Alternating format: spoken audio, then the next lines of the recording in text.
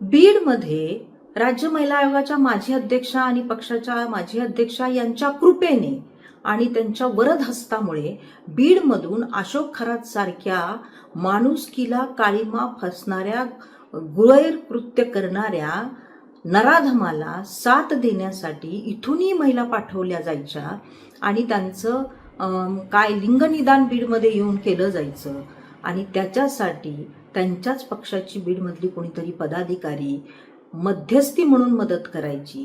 अशा प्रकारचं एक निनावी पत्र मी बेडकर म्हणून पाठवल्याचं मला कळालं. वास्तविक पाहता ही बाब अतिशय गंभीर आहे.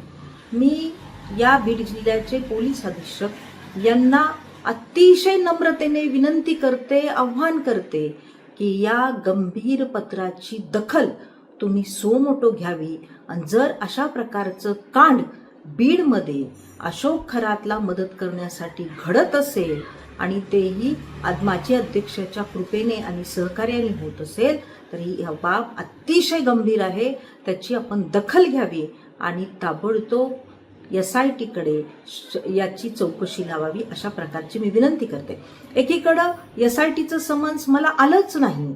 अशा प्रकारच्या बातम्या द्यायच्या आणि राजीनामा द्यायच्या अगोदरच प्रथम कोणाला भेटायचं तर मुख्यमंत्र्याला भेटायचं आणि माझ्या मागचा ससेमिरा टाळा, माझ्या मागे चौकशी लावू नका, मला कुठल्याही याच्यामध्ये घेऊ नका, माझ्या काळ्या कृत्याला कुठेही तुम्ही दोषी ठरवू नका, मला क्लीन चिट द्या, अशा प्रकारचं गौड बंगाल किंवा आरवस तर झालं नसेल, अशा प्रकारची शंका आता महाराष्ट्राला आल्यावाचून राहणार नाही.